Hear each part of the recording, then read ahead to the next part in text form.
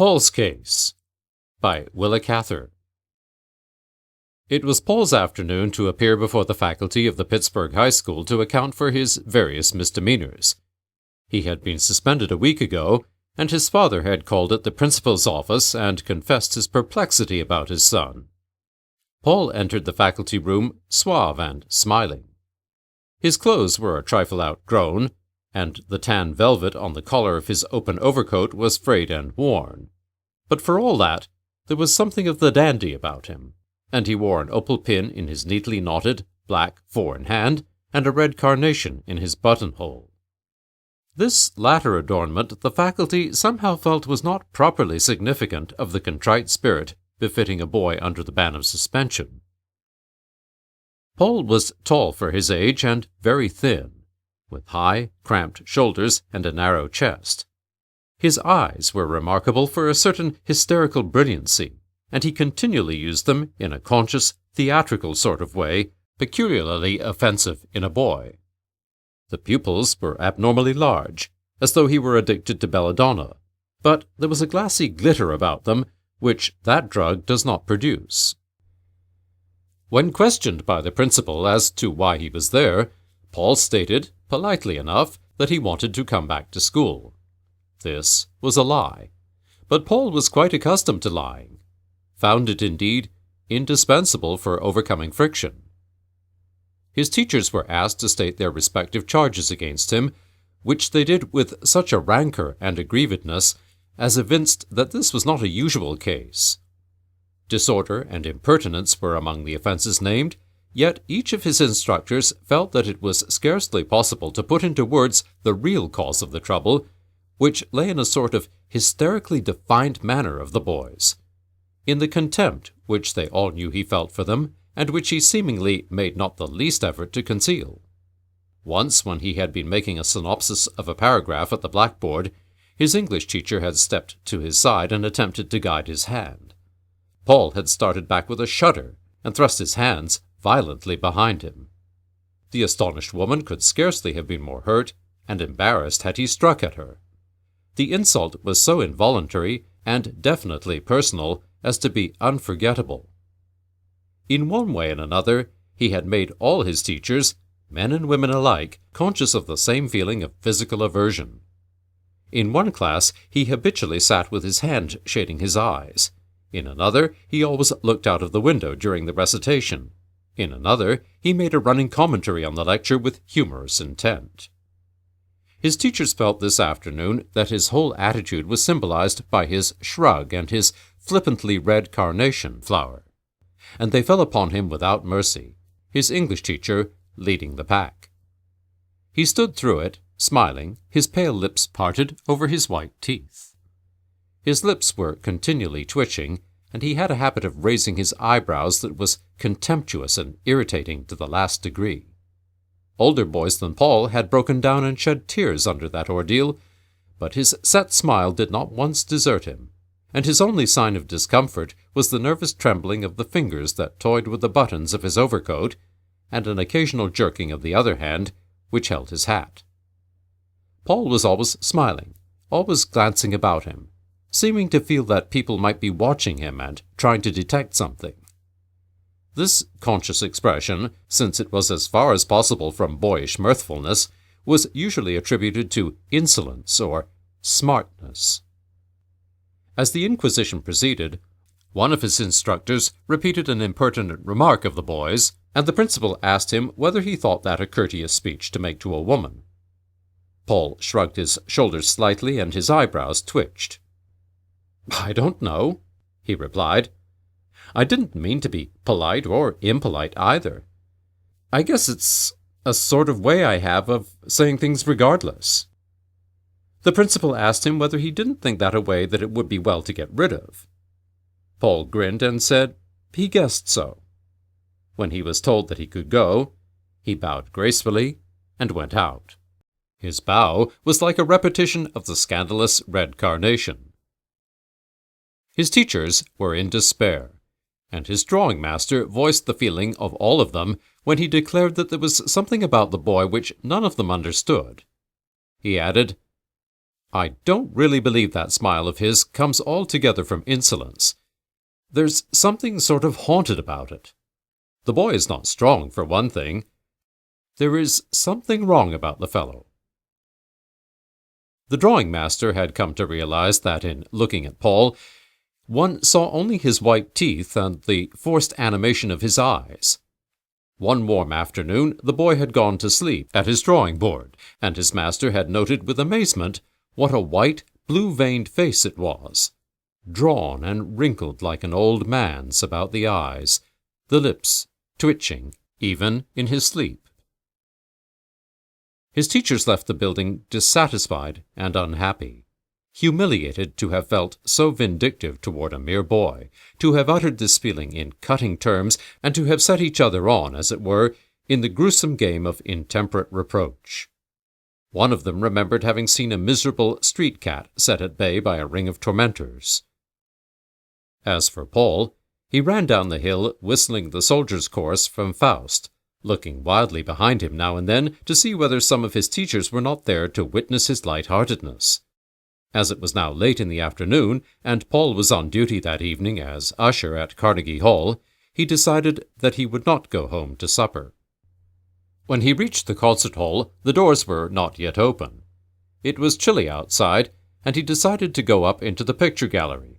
All was deserted at this hour, where there were some of Raffaelli's gay studies of Paris streets, and an airy blue Venetian scene or two that always exhilarated him.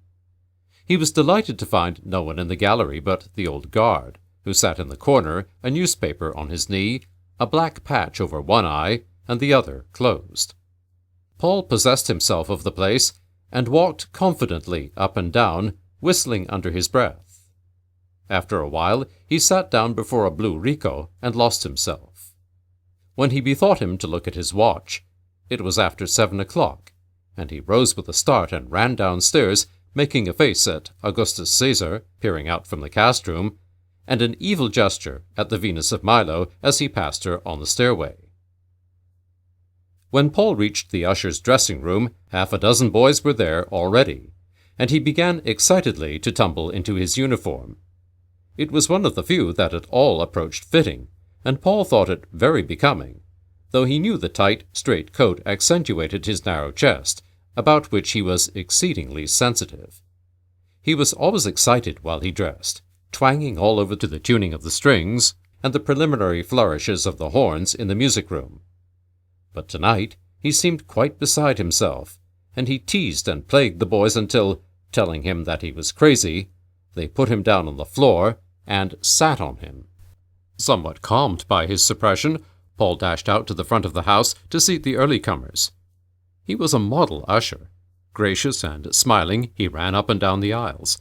Nothing was too much trouble for him. He carried messages and brought programs as though it were his greatest pleasure in life, and all the people in his section thought him a charming boy, feeling that he remembered and admired them. As the house filled, he grew more and more vivacious and animated, and the color came to his cheeks and lips.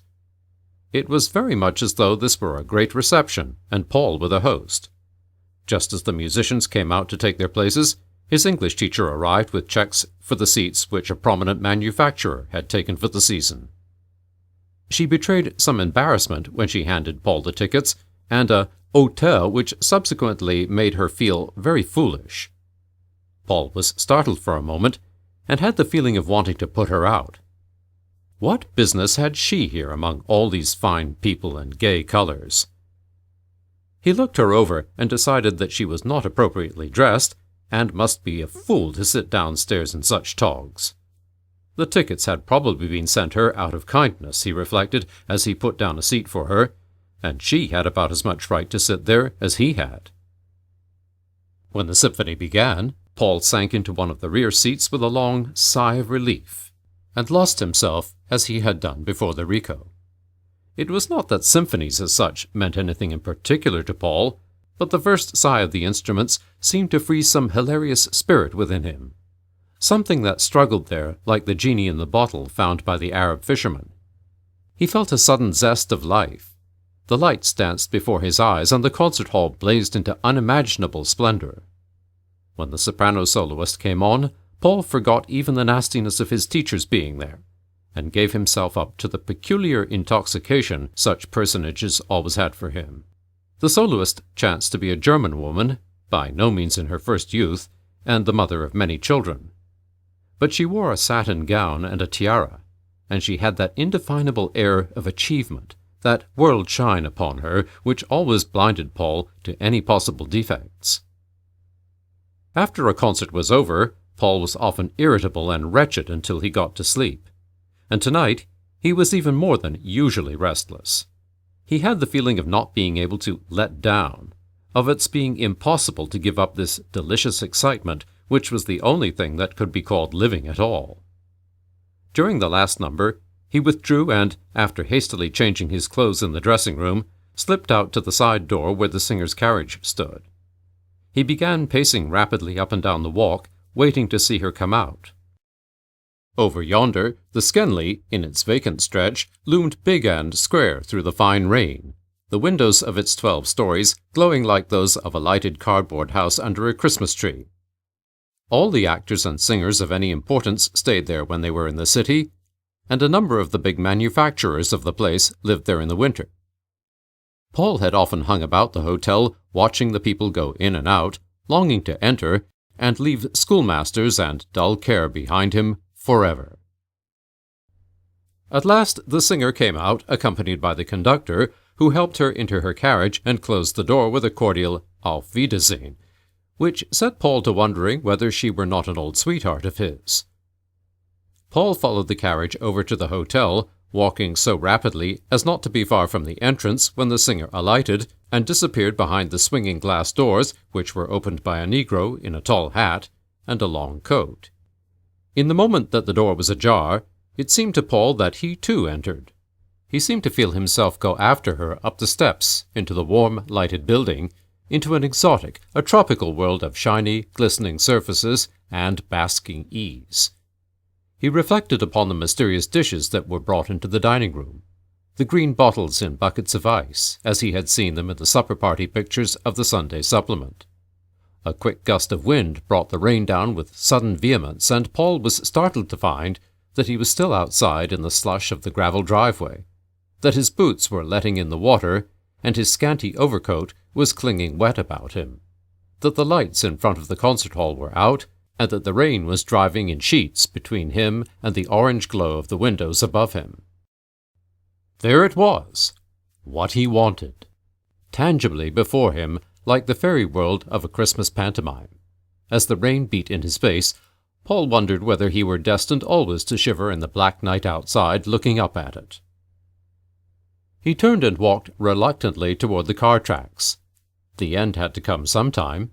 His father in his night-clothes at the top of the stairs, explanations that did not explain, hastily improvised fictions that were forever tripping him up, his upstairs room and its horrible yellow wallpaper, the creaking bureau with the greasy plush collar box, and over his painted wooden bed, the pictures of George Washington and John Calvin, and the framed motto, "Feed my lambs," which had been worked in red worsted by his mother, whom Paul could not remember. Half an hour later, Paul alighted from the Negley Avenue car and went slowly down one of the side streets off the main thoroughfare.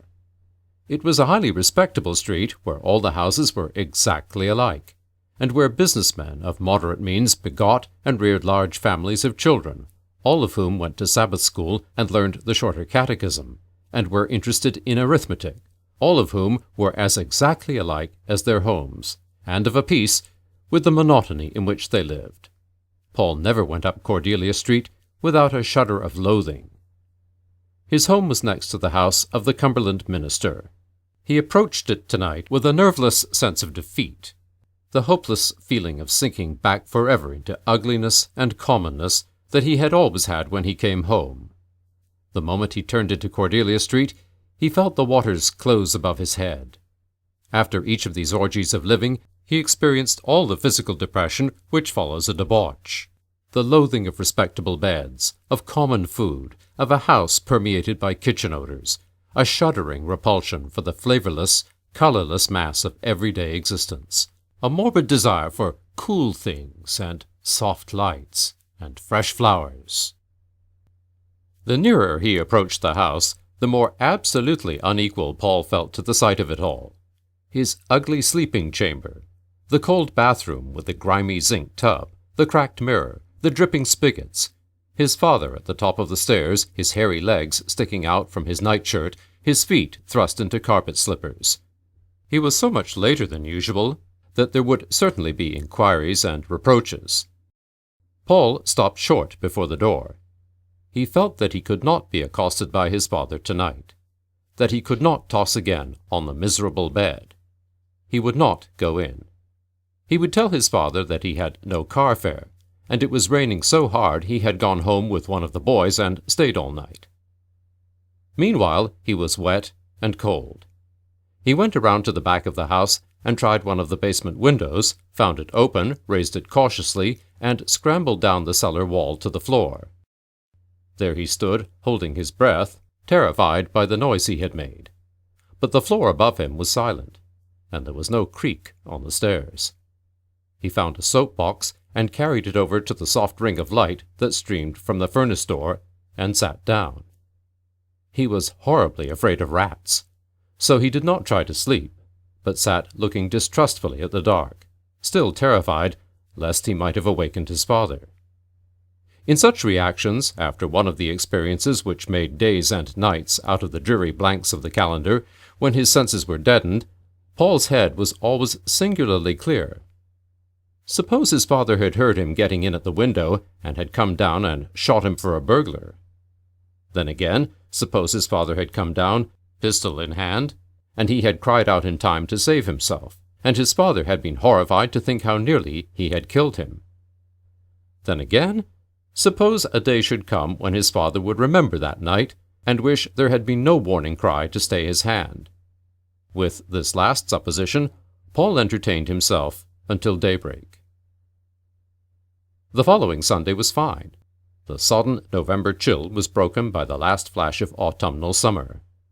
In the morning, Paul had to go to church and Sabbath school, as always. On seasonable Sunday afternoons, the burghers of Cordelia Street usually sat out on their front stoops and talked to their neighbors on the next stoop, or called to those across the street in neighborly fashion. The men sat placidly on gay cushions placed upon the steps that led down to the sidewalk, while the women, in their Sunday waists, sat in rockers on the cramped porches, pretending to be greatly at their ease. The children played in the streets. There were so many of them that the place resembled the recreation grounds of a kindergarten. The men on the steps, all in their shirt sleeves, their vests unbuttoned, sat with their legs well apart, their stomachs comfortably protruding, and talked of the prices of things, or told anecdotes of the sagacity of their various chiefs and overlords.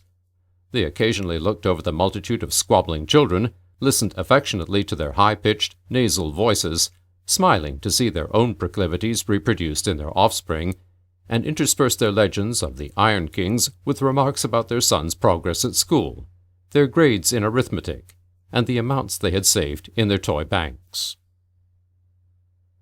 On this last Sunday of November, Paul sat all the afternoon on the lowest step of his stoop, staring into the street, while his sisters, in their rockers, were talking to the minister's daughters next door about how many shirtwaists they had made in the last week, and how many waffles someone had eaten at the last church supper. When the weather was warm, and his father was in a particularly jovial frame of mind, the girls made lemonade, which was always brought out in a red glass pitcher, ornamented with forget-me-nots in blue enamel.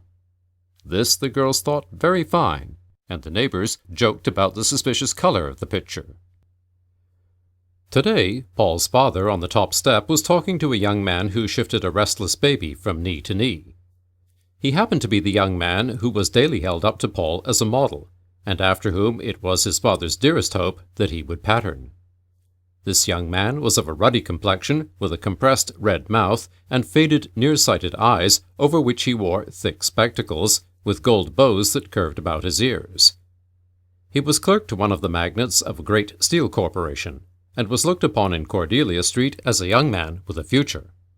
There was a story that some 5 years ago, he was now barely 26, he had been a trifle dissipated, But in order to curb his appetites and save the loss of time and strength that a sowing of wild oats might have entailed, he had taken his chief's advice, oft reiterated to his employees, and at 21 had married the first woman whom he could persuade to share his fortunes.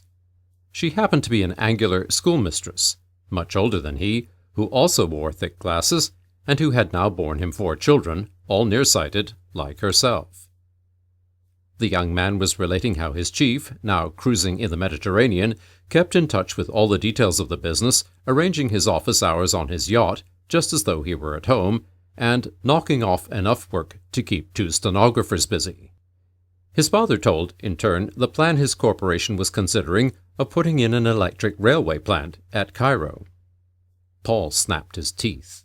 He had an awful apprehension that they might spoil it all before he got there. Yet he rather liked to hear these legends of the Iron Kings that were told and retold on Sundays and holidays, these stories of palaces in Venice, yachts on the Mediterranean, and high play at Monte Carlo appealed to his fancy, and he was interested in the triumphs of cash boys who had become famous, though he had no mind for the cash boy stage.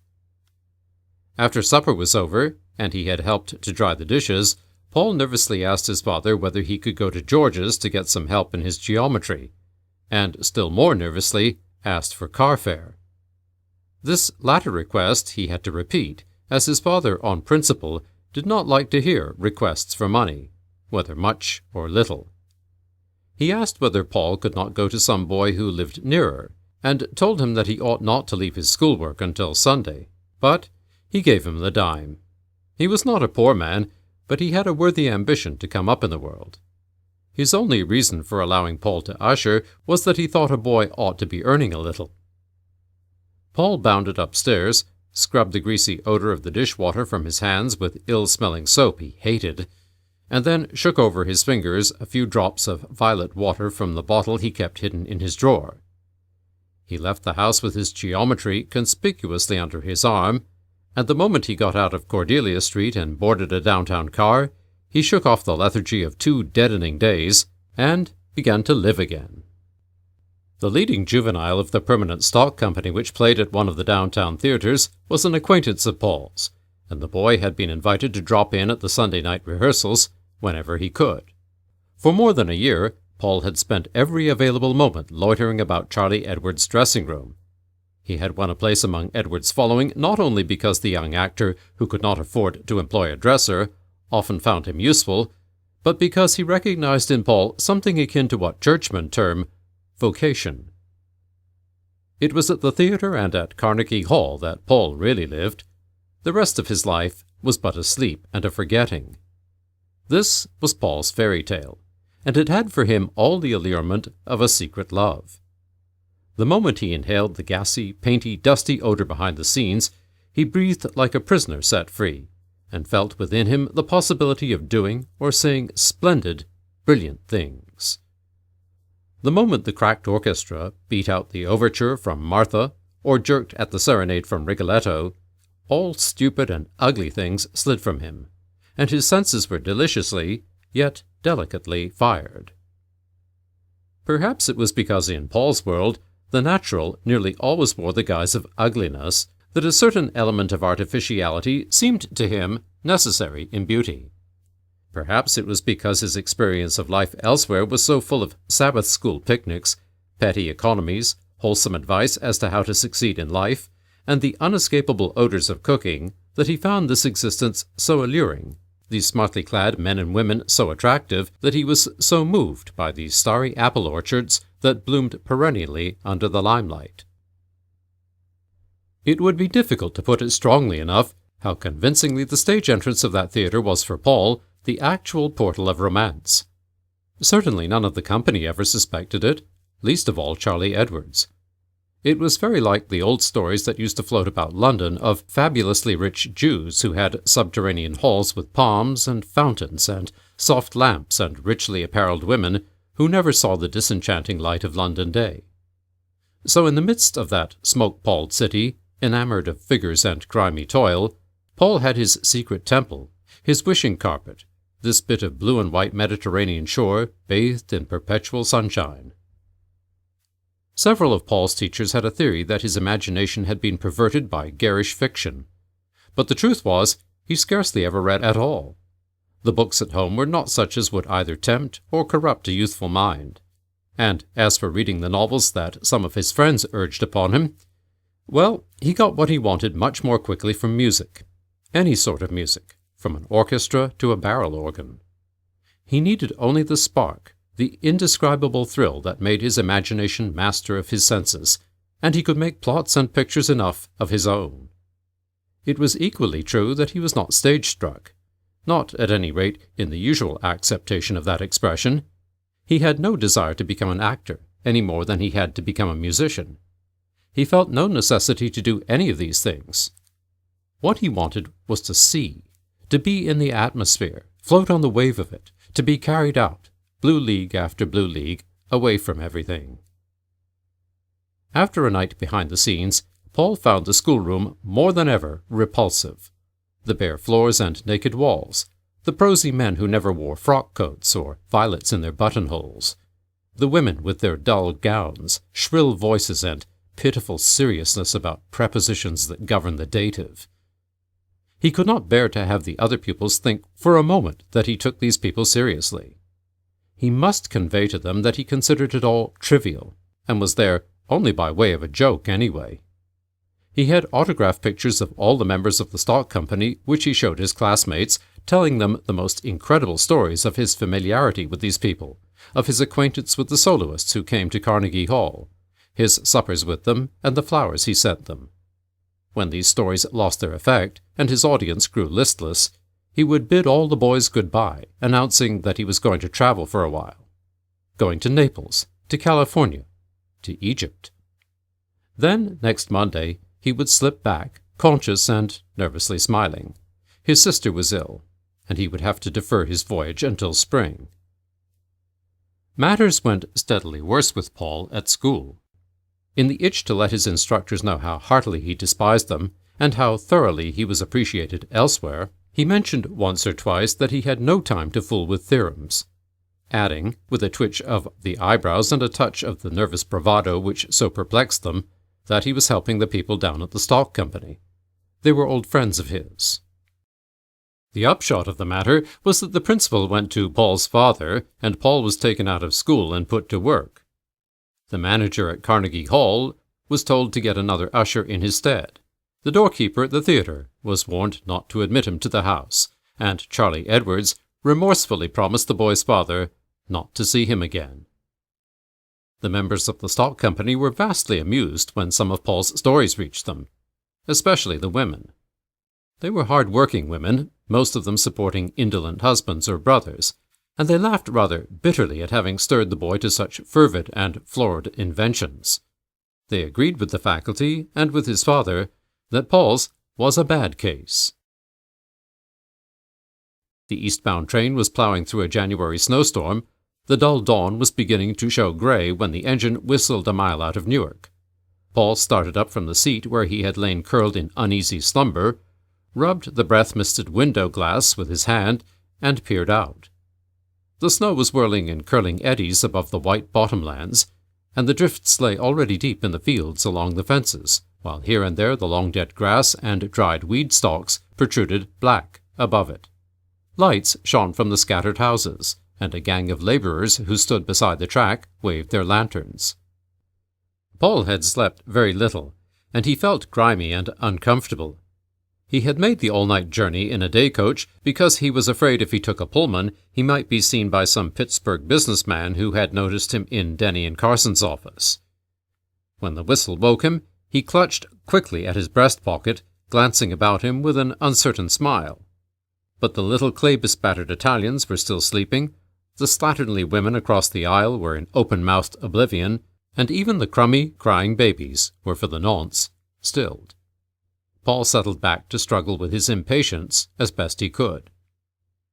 When he arrived at the Jersey City station, he hurried through his breakfast, manifestly ill at ease and keeping a sharp eye about him.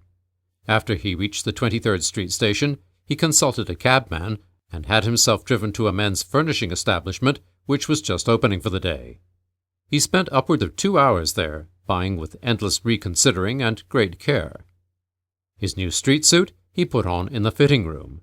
The frock coat and dress clothes he had bundled into the cab with his new shirts. Then he drove to a hatter's and a shoe house.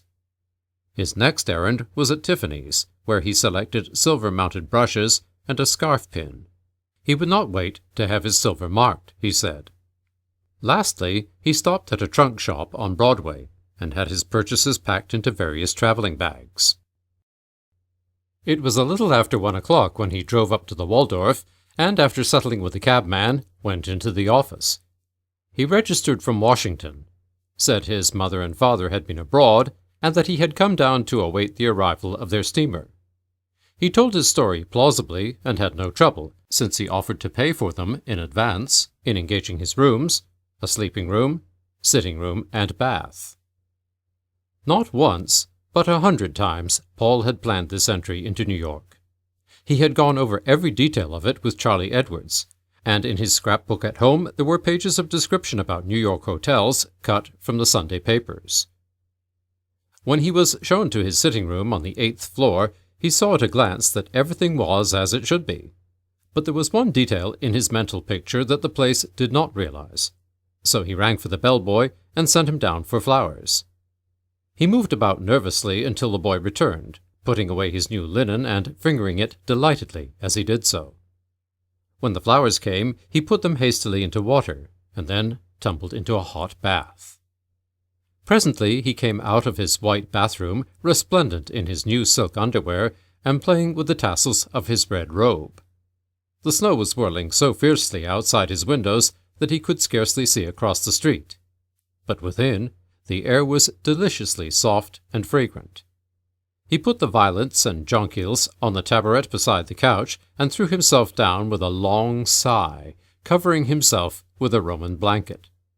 He was thoroughly tired. He had been in such haste, he had stood up to such a strain, covered so much ground in the last 24 hours, that he wanted to think how it had all come about. Lulled by the sound of the wind, the warm air, and the cool fragrance of the flowers, he sank into deep, drowsy retrospection.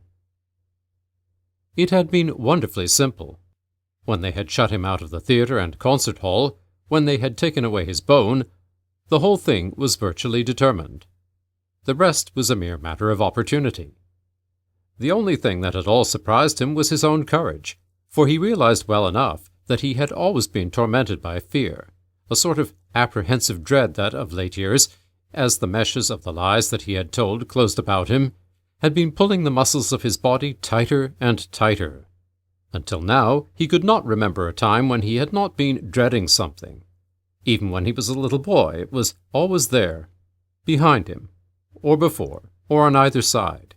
There had always been the shadowed corner, the dark place into which he dared not look, but from which something seemed always to be watching him. And Paul had done things that were not pretty to watch. He knew. But now he had a curious sense of relief, as though he had at last thrown down the gauntlet to the thing in the corner. Yet it was but a day since he had been sulking in the traces. But yesterday afternoon he had been sent to the bank with Denny and Carson's deposit, as usual, but this time he was instructed to leave the book to be balanced. There was above $2,000 in checks, and nearly $1,000 in the bank notes which he had taken from the book and quietly transferred to his pocket. At the bank he made out a new deposit slip. His nerves had been steady enough to permit of his returning to the office, where he had finished his work, and asked for a full day's holiday tomorrow, Saturday, giving a perfectly reasonable pretext. The bank book, he knew, would not be returned before Monday or Tuesday, and his father would be out of town for the next week. From the time he slipped the banknotes into his pocket until he boarded the night train for New York, he had not known a moment's hesitation. How astonishingly easy it had all been! Here he was, the thing done, and this time there would be no awakening, no figure at the top of the stairs. He watched the snowflakes whirling by his window until he fell asleep. When he awoke, it was 4 o'clock in the afternoon. He bounded up with a start, one of his precious days already gone. He spent nearly an hour in dressing, watching every stage of his toilet carefully in the mirror. Everything was quite perfect. He was exactly the kind of boy he had always wanted to be. When he went downstairs, Paul took a carriage and drove up Fifth Avenue toward the park. The snow had somewhat abated. Carriages and tradesmen's wagons were hurrying soundlessly to and fro in the winter twilight. Boys in woolen mufflers were shoveling off the doorsteps. The avenue stages made fine spots of color against the white street. Here and there on the corners, whole flower gardens bloomed behind glass windows, against which the snowflakes stuck and melted. Violets, roses, carnations, lilies of the valley. Somehow vastly more lovely and alluring that they blossomed thus unnaturally in the snow. The park itself was a wonderful stage winterpiece. When he returned, the pause of the twilight had ceased, and the tune of the streets had changed. The snow was falling faster. Lights streamed from the hotels that reared their many stories fearlessly up into the storm, defying the raging Atlantic winds. A long black stream of carriages poured down the avenue, intersected here and there by other streams, tending horizontally. There were a score of cabs about the entrance of his hotel, and his driver had to wait. Boys in livery were running in and out of the awning stretched across the sidewalk, up and down the red velvet carpet laid from the door to the street. Above, about, within it all, was the rumble and roar, the hurry and toss of thousands of human beings as hot for pleasure as himself, and on every side of him towered the glaring affirmation of the omnipotence of wealth. The boy set his teeth and drew his shoulders together in a spasm of realization. The plot of all dramas, the text of all romances, the nerve stuff of all sensations was whirling about him like the snowflakes. He burnt like a faggot in a tempest. When Paul came down to dinner, the music of the orchestra floated up the elevator shaft to greet him. As he stepped into the thronged corridor, he sank back into one of the chairs against the wall to get his breath. The lights, the chatter, the perfumes, the bewildering medley of color. He had for a moment the feeling of not being able to stand it. But only for a moment. These were his own people, he told himself. He went slowly about the corridors, through the writing rooms, smoking rooms, reception rooms, as though he were exploring the chambers of an enchanted palace, built and peopled for him alone. When he reached the dining room, he sat down at a table near a window. The flowers, the white linen, the many-colored wine glasses, the gay toilettes of the women, the low popping of corks, the undulating repetitions of the Blue Danube from the orchestra, all flooded Paul's dream with bewildering radiance. When the roseate tinge of his champagne was added, that cold, precious bubbling stuff that creamed and foamed in his glass, Paul wondered that there were honest men in the world at all. This was what all the world was fighting for, he reflected. This was what all the struggle was about. He doubted the reality of his past. Had he ever known a place called Cordelia Street, a place where fagged-looking businessmen boarded the early car? Mere rivets in a machine, they seemed to Paul, sickening men, with combings of children's hair always hanging to their coats, and the smell of cooking in their clothes. Cordelia Street. Ah, that belonged to another time and country. Had he not always been thus? Had he not sat here night after night, from as far back as he could remember, looking pensively over just such shimmering textures, and slowly twirling the stem of a glass like this one between his thumb and middle finger? He rather thought he had. He was not in the least abashed or lonely. He had no especial desire to meet or to know any of these people. All he demanded was the right to look on and conjecture, to watch the pageant. The mere stage properties were all he contended for. Nor was he lonely later in the evening in his loge at the opera. He was entirely rid of his nervous misgivings, of his forced aggressiveness, of the imperative desire to show himself different from his surroundings. He felt now that his surroundings explained him. Nobody questioned the purple. He had only to glance down at his dress coat to reassure himself that here it would be impossible for anyone to humiliate him. He found it hard to leave his beautiful sitting room to go to bed that night, and sat long watching the raging storm from his turret window.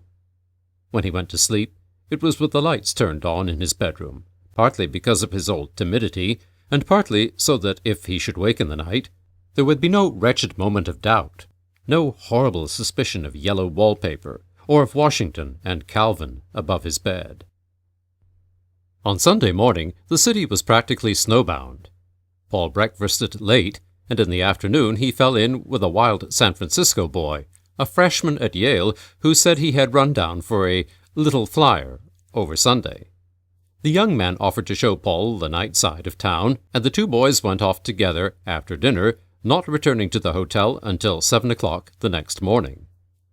They had started out in the confiding warmth of a champagne friendship, but their parting in the elevator was singularly cool. The freshman pulled himself together to make his train, and Paul went to bed. He awoke at 2 o'clock in the afternoon, very thirsty and dizzy, and rang for ice water, coffee, and the Pittsburgh papers.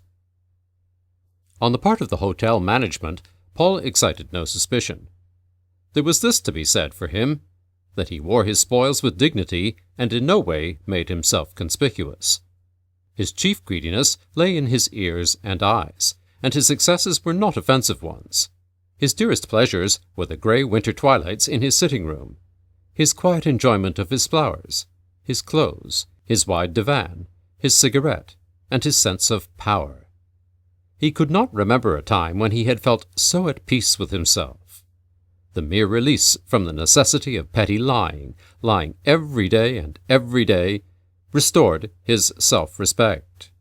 He had never lied for pleasure, even at school, but to make himself noticed and admired, to assert his difference from other Cordelia Street boys, and he felt a good deal more manly, more honest even, now that he had no need for boastful pretensions, now that he could, as his actor friends used to say, dress the part. It was characteristic that remorse did not occur to him. His golden days went by without a shadow, and he made each as perfect as he could. On the 8th day after his arrival in New York, he found the whole affair exploited in the Pittsburgh papers, exploited with a wealth of detail which indicated that local news of a sensational nature was at a low ebb. The firm of Denny and Carson announced that the boy's father had refunded the full amount of his theft, and that they had no intention of prosecuting. The Cumberland minister had been interviewed, and expressed his hope of yet reclaiming the motherless lad, and Paul's Sabbath school teacher declared that she would spare no effort to that end. The rumor had reached Pittsburgh that the boy had been seen in a New York hotel, and his father had gone east to find him and bring him home. Paul had just come in to dress for dinner. He sank into a chair, weak in the knees, and clasped his head in his hands. It was to be worse than jail, even. The tepid waters of Cordelia Street were to close over him finally and forever. The grey monotony stretched before him in hopeless, unrelieved years. Sabbath school, young people's meeting, the yellow-papered room, the damp dish-towels. It all rushed back upon him with sickening vividness. He had the old feeling that the orchestra had suddenly stopped, the sinking sensation that the play was over.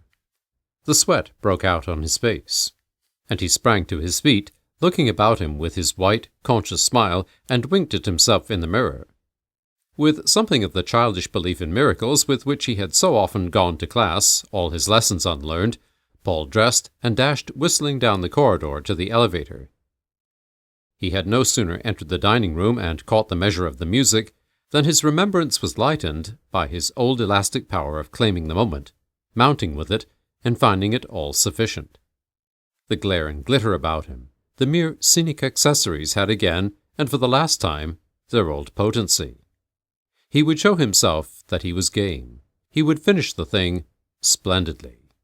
He doubted more than ever the existence of Cordelia Street, and for the first time he drank his wine recklessly. Was he not, after all, one of these fortunate beings? Was he not still himself, and in his own place? He drummed a nervous accompaniment to the music and looked about him, telling himself over and over that it had paid. He reflected drowsily to the swell of the violin and the chill sweetness of his wine that he might have done it more wisely. He might have caught an outbound steamer and been well out of their clutches before now. But the other side of the world had seemed too far away and too uncertain then. and he could not have waited for it. His need had been too sharp. If he had to choose over again, he would do the same thing tomorrow. He looked affectionately about the dining room, now gilded with a soft mist. Ah, it had paid indeed. Paul was awakened next morning by a painful throbbing in his head and feet. He had thrown himself across the bed without undressing, and had slept with his shoes on. His limbs and hands were lead-heavy, and his tongue and throat were parched. There came upon him one of those fateful attacks of clear-headedness that never occurred except when he was physically exhausted and his nerves hung loose. He lay still and closed his eyes, and let the tide of realities wash over him. His father was in New York, stopping at some joint or other, he told himself. The memory of successive summers on the front stoop fell upon him like a weight of black water. He had not $100 left, and he knew now, more than ever, that money was everything, the wall that stood between all he loathed and all he wanted. The thing was winding itself up. He had thought of that on his first glorious day in New York, and had even provided a way to snap the thread. It lay on his dressing table now. He had got it out last night when he came blindly up from dinner, but the shiny metal hurt his eyes, and he disliked the look of it anyway. He rose and moved about with a painful effort, succumbing now and again to attacks of nausea. It was the old depression exaggerated. All the world had become Cordelia Street. Yet somehow he was not afraid of anything, was absolutely calm, perhaps because he had looked into the dark corner at last and knew. It was bad enough, what he saw there, but somehow not so bad as his long fear of it had been. He saw everything clearly now. He had a feeling that he had made the best of it, that he had lived the sort of life he was meant to live, and for half an hour he sat staring at the revolver. But he told himself that was not the way, so he went downstairs and took a cab to the ferry. When Paul arrived at Newark, he got off the train and took another cab, directing the driver to follow the Pennsylvania tracks out of the town. The snow lay heavy on the roadways and had drifted deep in the open fields. Only here and there the dead grass or dried wheat stalks projected, singularly black, above it. Once, well into the country, Paul dismissed the carriage and walked, floundering along the tracks, his mind a medley of irrelevant things. He seemed to hold in his brain an actual picture of everything he had seen that morning. He remembered every feature of both his drivers, the toothless old woman from whom he had bought the red flowers in his coat, the agent from whom he had got his ticket, and all of his fellow passengers on the ferry. His mind, unable to cope with vital matters near at hand, worked feverishly and deftly at sorting and grouping these images. They made for him a part of the ugliness of the world, of the ache in his head, and the bitter burning on his tongue. He stopped and put a handful of snow into his mouth as he walked, but that, too, seemed hot. When he reached a little hillside where the tracks ran through a cut some 20 feet below him, he stopped and sat down. The carnations in his coat were drooping with the cold, he noticed. All their red glory over. It occurred to him that all the flowers he had seen in the show windows that first night must have gone the same way long before this. It was only one splendid breath they had, in spite of their brave mockery at the winter outside the glass. It was a losing game in the end, it seemed, this revolt against the homilies by which the world is run. Paul took one of the blossoms carefully from his coat and scooped a little hole in the snow, where he covered it up. Then he dozed a while, from his weak condition, seeming insensible to the cold.